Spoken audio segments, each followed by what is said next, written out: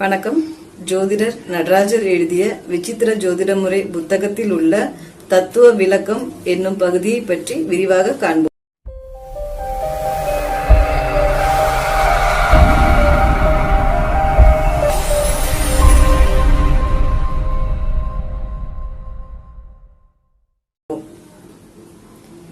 VJ system தத்துவ விளக்கம்.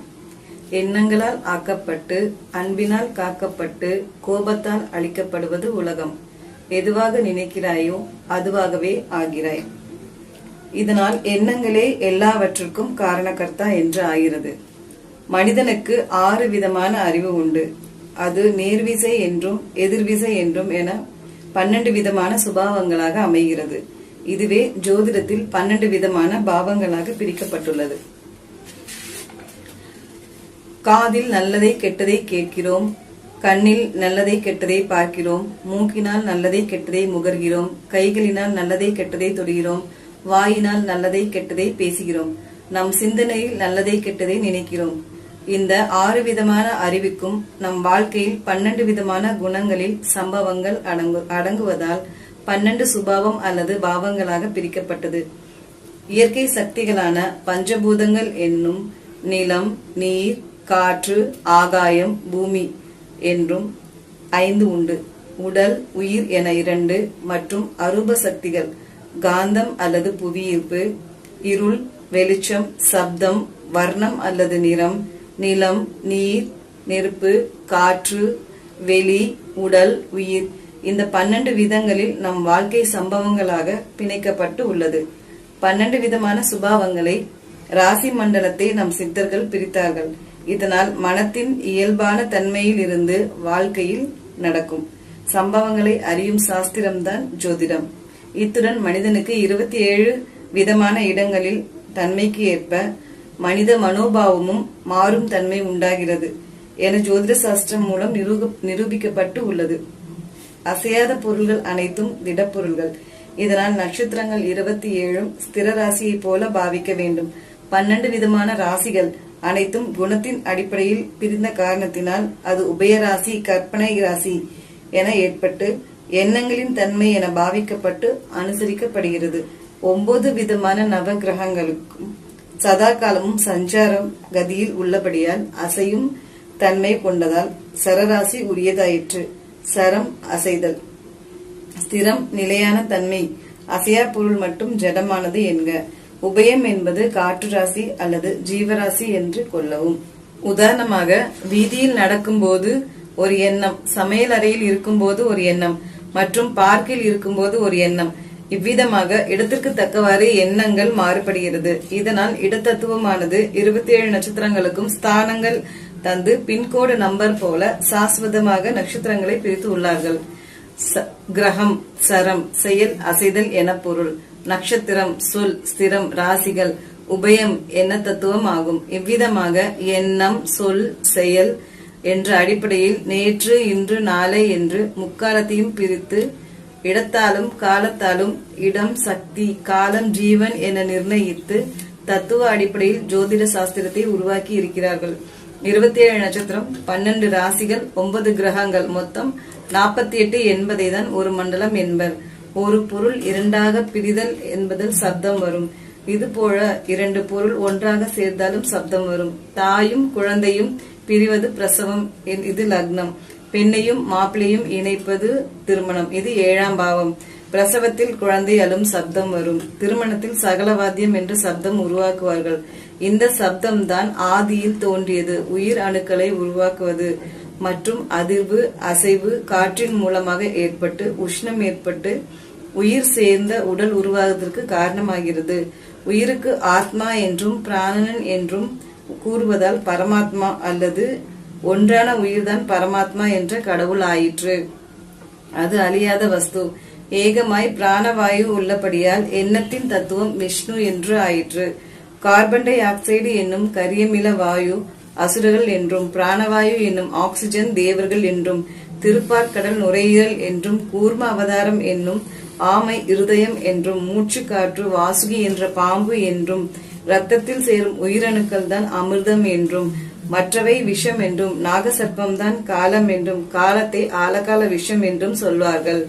சிவன் உயிர் சக்தி என்றும் சக்தி உடல் என்றும் முருகன் அறிவு அல்லது இரத்த ஓட்டத்தின் காரணமான உணர்வு என்றும் வள்ளி தெய்வயானை இச்சாசக்தி இயங்கு திசை போல இது போல விருப்பப்படி செயல்படுதல், இச்சாசக்தி தானாக செயல்படுதல் கிரியாசக்தி என்க. விநாயகர் தத்துவம் புத்தி தத்துவம், அதாவது இயற்கையை அனுசரித்து நல்வழியில் நடத்துவது, ஆத்ம திருப்தி அடைவது புத்தி தத்துவம் ஆகும்.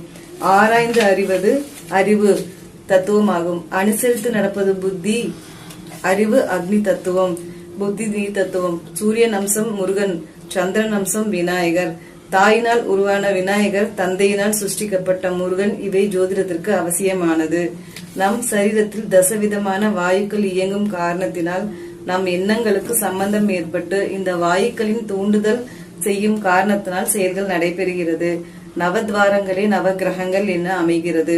அண்டத்தின் தத்துவம் பிண்டம் என அழைக்கப்படுகிறது. இயற்கையான சூழ்நிலையில் பிரம்மா என்றும் பிரம்மா பிரசவத்திற்கு காரணகர்த்தா என்றும் படைக்கும் கடவுள் என்று நிர்ணயமாகிறது. திருமணம் விஷ்ணுவின் அம்சமாகவும் வாழ்க்கை தத்துவமாகவும் சிவன் கர்மாதிபதி என்பதால் மனித வாழ்க்கையின் 3 நிலைகளை கண்டு செல்லும் தத்துவமே திருமூர்த்திகள் ஆகும். பிரசவத்தை மருத்துவர்கள் தவிர மற்றவர்கள் பார்ப்பதில்லை. இதனால் பிரம்மாவிற்கு வழிபாடு கோவில் இல்லை.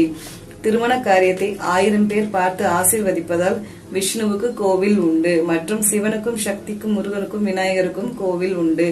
செயல் அல்லது வாழ்க்கை தத்துவம் சிவன் என்னும் ஜீவாத்மா ஆகும். பரமாத்மா விஷ்ணு ஆகும். சிவ தத்துவம் என்னும் ஜீவாத்மா ஆகும்.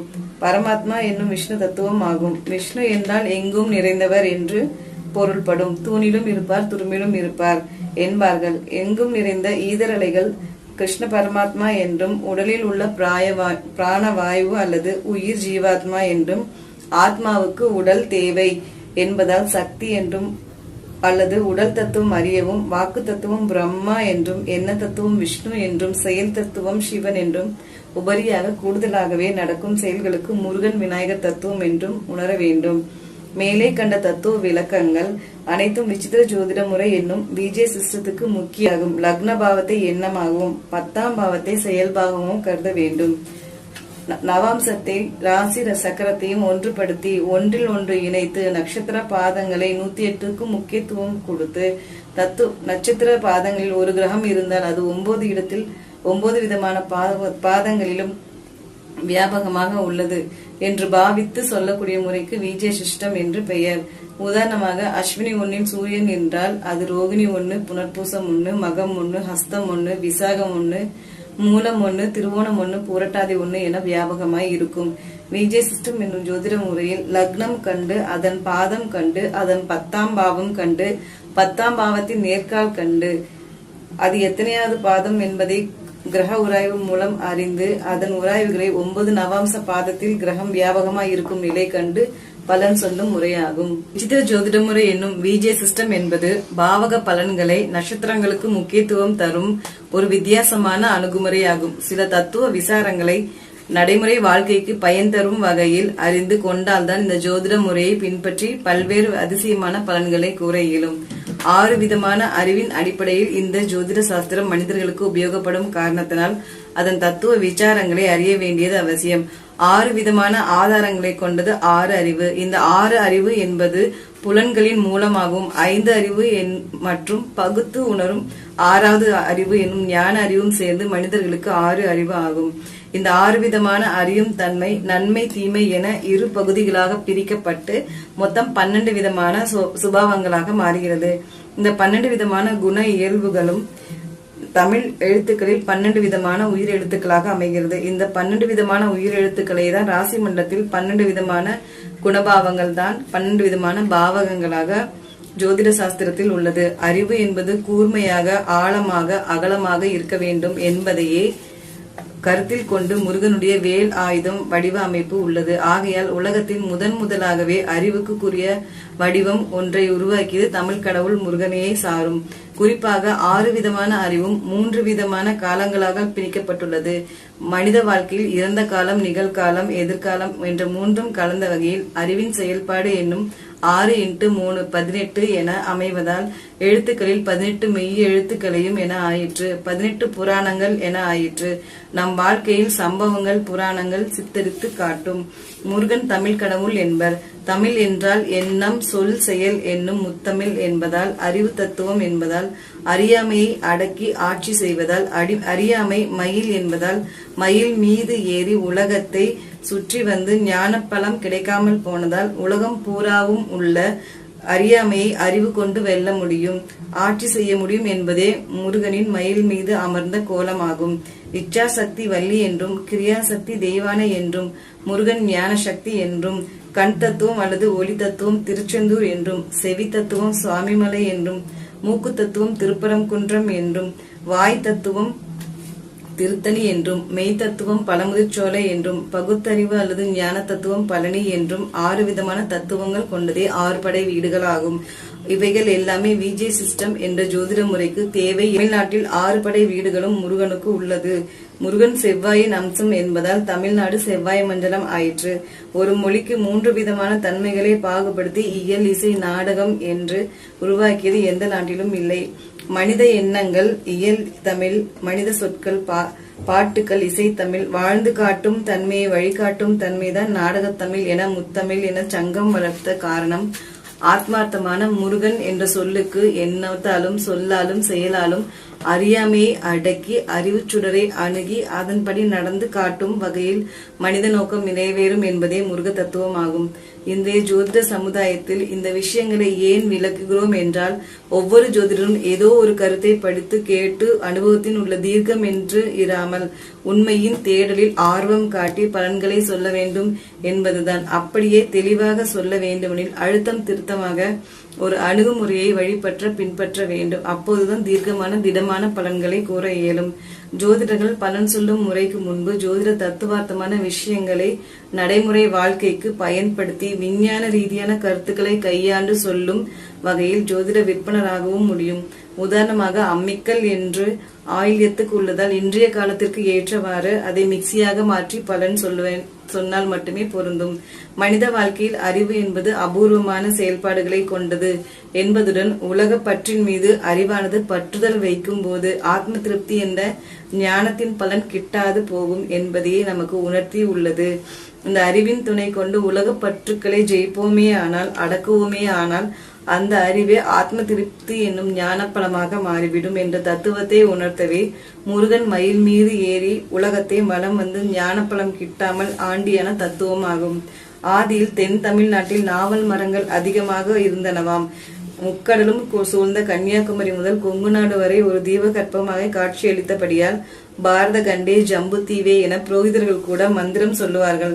ஜம்பு மரமாகிய நாவல் மரத்தடியிலே உள்ள சிவலிங்கத்தில் யானை நீர் பார்த்து வழிபாடு செய்த காரணத்தினால் திருச்சியில் உள்ள திருவானைக்காவல் என்ற கோயில் உருவானது. நீர் தத்துவஸ்தலம் சிவனுக்கு ஜம்புகேஸ்வரர் என்னும் பெயர் வந்தது. இப்படியான சூழ்நிலையில் முருகனின் இளமை பருவத்தில் ஔவையார் ஓரிடத்தில் தான் கற்ற கல்வியை நினைத்து பெருமிதம் கொண்ட நிலைக்கு முருகப்பெருமான் ஆடுமைக்கும் சிறுவனாக வந்து சுட்ட பழம் வேண்டுமா சுடாத பழம் வேண்டுமா என்று கேட்டு நாவல் மரத்தின் கனிகளை எடுத்து ஔவையார் மண்ணில் விழுந்ததை ஊதி தின்னும் போது காட்சியில் பழம் சுடுகிறதா என கேட்டு ஔவையாருக்கு அதிர்ந்து போய் தன் கற்றது கைமண் அளவு கல்லாத்து உலகளவு என்றார். இது ஒரு சம்பவ நிகழ்ச்சி. ஒரு ஜோதிட ரீதியாக நாவல் மரம் என்றால் ரோகிணி நட்சத்திரத்துக்கு ஆட்படுத்தி பாவகம் கிரகம் நட்சத்திரம் இணைத்து வாழ்க்கை சம்பவங்களை வகைப்படுத்தி சொல்லுவதே விஜே சிஸ்டம் ஆகும். திருவானைக்காவல் மற்றும் ரோகிணி கிருஷ்ணர் அவதாரம் என்பதால் அதன் வரலாறுகளை இணைத்து சொல்லுவது விஜே சிஸ்டம் ஆகும். நம் உடலில் 9 விதமான துவாரங்கள் தான் நவகிரகமாக தத்துவப்படி ஆகும். மேலும் அண்ட தத்துவம் பிண்டத்தில் உண்டு என்றபடி தசவாயுக்கள் தான் தச அவதாரம். பிராணவாயுதான் பரமாத்மா. 27 விதமான நட்சத்திர கூட்டங்கள் தான் அண்டவெளியில் பூமி சுற்றி வரும் பாதையில் நேர்கோட்டில் உள்ளது. பூமி மட்டுமே மனித வாழ்க்கையில் பெரிய விளைவுகளை செய்வதாக நம் முன்னோர்கள் கண்டுள்ளார்கள். ஈதர் அலைகள் செயல்பாடுகளும் அவற்றை பின்னியே அமைகிறது. இது ஸ்திரராசி அல்லது நிகழ்கால பலன் சொல்லுவதற்கு பயன்படும். ராசி மண்டலத்தில் 12 விதமான குணங்களின் அடிப்படையில் பிரிக்கும் போது உள்ள கற்பனையான ராசி எல்லைகளுக்கும் பாவக எல்லைகளுக்கும் நமது கடந்த கால சம்பவங்களை தீர்மானிக்க பயன்படும். இதன் மேல் கிரகங்கள் சதாகாலம் சஞ்சாரகதியில் உள்ளபடியால் மனித வாழ்க்கையும் எதிர்காலத்தை எதிர்பார்த்து உள்ளபடியால் கிரக இயக்கம் என்பது எதிர்கால பலன் சொல்வதற்கு பயன்படும். ஆக 12 ராசி, 27 நட்சத்திரம், 9 கிரகம் ஆக 48 இவை ஒரு மண்டலம் ஆகும். இதில் சாதகம் பாதகம் என 2 பிரிவாக பிரித்து 48 2 96 தத்துவங்கள் ஆயிற்று. இவற்றிற்கு மனித வாழ்க்கையின் சம்பவங்கள் அடங்கிவிடும். மேலும் உதாரணமாக 27 நட்சத்திரங்கள் ஒரு நட்சத்திரமான அஸ்வினியை எடுத்துக்கொள்வோம். அஸ்வினி தேவர்கள் அவதாரம் செய்த நட்சத்திரம் ஆகும். அஸ்வினி தேவர்கள் தேவ வைத்தியர்கள் ஆவார்கள். அஸ்வினி தேவர்கள் இரட்டை பிறவிகள். ஆக இதை பற்றி ஒரு சிறு தத்துவ விளக்கம் தெரிந்து கொண்டால்தான் அந்த ஜாதகத்தில் அல்லது ஆருடத்தில் 10ஆம் பாவத்தின் அதிபதி, லக்னாதிபதி, 6ஆம் அதிபதி, 11ஆம் அதிபதி, பாவாதிபதி மற்றும் இவர்கள் அஸ்வினி நட்சத்திரங்கள் இருக்கும்போது ஒரு டாக்டராகவோ அல்லது இரட்டை குழந்தைகளில் ஒருவராகவோ ஒரு மெடிக்கல் லைனில் ஒரு பிரிவில் படித்த அல்லது வேலையில் பார்த்த நிலைகளை கண்டு அறிய முடியும். காலத்திற்கும் நீடித்த பார்ட்னர்ஷிப் இருவருக்கும் பொருந்தி வர வேண்டுமானால் அஸ்வினியின் தயவு தேவை. ஒருவர் என்னிடம் கேரளாவில் இருந்து ஜோதிடம் பார்க்க வரும்போது அந்த நபர் தலைவலி உள்ளதால் மாத்திரை சாப்பிட வேண்டும் என கூறி தண்ணீர் தந்தவுடன் மாத்திரை சாப்பிட்டவுடன் அதன் லேபிள் மேல் வைத்தார். அதில் 2 மாத்திரை அதிகமாக சாப்பிட்டால் பாய்சன், விஷம் என்று குறிக்கப்பட்டு இருந்ததால் அந்த விஷம் என்ற வார்த்தையை ஆழகால விஷமாக மாற்றி அதை சிவன் குடித்த காரணத்தினால் ஆலவாயன் என பெயர் மாற்றி அதை கேரளாவில் போட்டால் ஆழ்வாய் என ஊர் வரும். இதனை கண்டு அவரின் ஊர் பெயர் சொன்னதும் அசந்தார். இவ்விதமாக ஆயிரக்கணக்கான விஷயங்களை வெளி உலக கண்ணோட்டத்துடன் ஒப்பிட்டு பொறுமையும் ஆர்வமும் கால அவகாசமும் இருந்தால் போதும். பிஜே சிஸ்டம் முறையில் தற்கால சம்பவங்களை துல்லியமாக நிர்ணயம் செய்ய முடியும். பகுப்பு உணர்வு, புராண வரலாறு, இன்றைய கால விஞ்ஞான வளர்ச்சி, நம் எண்ணங்கள், ஜோதிட ஆரம்ப கருத்துக்கள் இவற்றின் கூட்டு அமைப்பே பிஜே சிஸ்டம் ஆகும். மரபு ஜோதிடத்தில் 12 பாவங்களையும் நவ கிரகங்களையும் ஆதாரமாக கொண்டு பலன் கூறுவார்கள். விசித்திர ஜோதிடத்தில் 27 நட்சத்திரங்களில் எந்த நட்சத்திர பாதத்தில் கிரகங்கள் நின்றது என்பதையும் நவாம்சத்தில் 81 இடத்தில் வியாபகங்களையும் கண்டு அத்துடன் புராண இதிகாச கதைகளையும் இணைத்து பலன் கூறுவது விசித்திர ஜோதிட முறையாகும். இந்த முறையில் நாம் பலன்களை காணும் போது துல்லியமான தீர்மானங்களையும் பலன்களையும் கூற இயலும்.